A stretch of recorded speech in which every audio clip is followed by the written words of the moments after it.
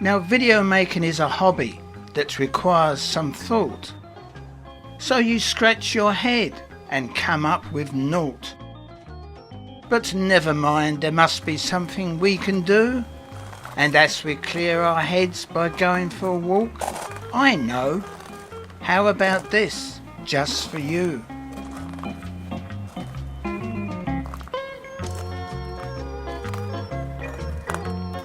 A is for ABCHD, a common shooting format, which stands for... But you knew that, did you not?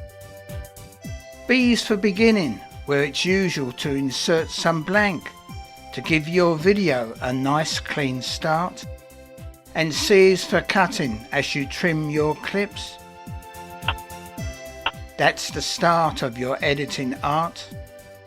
D is for DVDs, on which are movies we sometimes burn. Less common nowadays, as other media are now taking their turn. E is for effects, known as FX. Increased contrast, colour change, monochrome, blurring, deform, and lens flare are just a few, as there's many more, some quite new.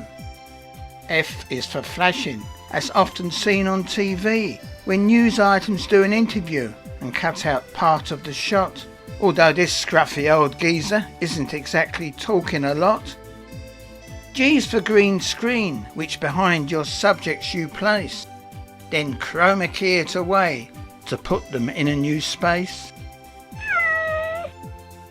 H is for help and the F1 key, but do you really need it? You know it all. And I is for iris, a favourite transition effect,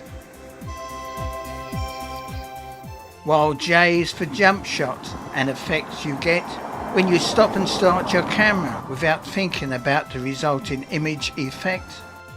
And K is for keyframes, which you use to animate effects, such as this K title showing off its clever timeline tricks. L is for the level of your audio volume, as you try to keep the maximum out of the red, otherwise it will clip and not sound its best. And M is for masking, a useful trick.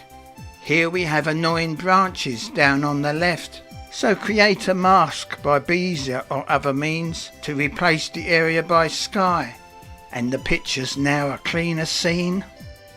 Or use a mask to replace part of the image without affecting the rest, such as this sky on a cloudy day, but the blue sky won't last, as a misty morning is on its way. And N is for noise of the digital kind, which you get when you shoot in low light and result, oh never mind.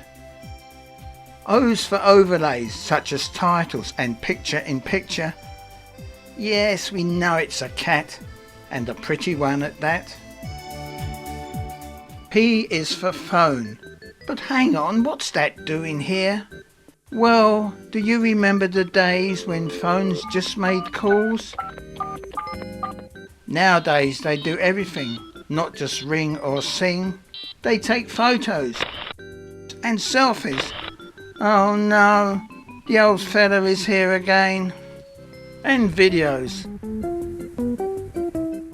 Although this cheap phone is not the best, perhaps you need an iPhone like the rest.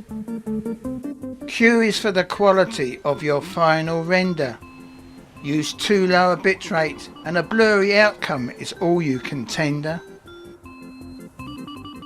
R's for resolution, that's your image size. First it was standard def, then 1080 high def, now 4K, and it's never ending as 8K is well on its way.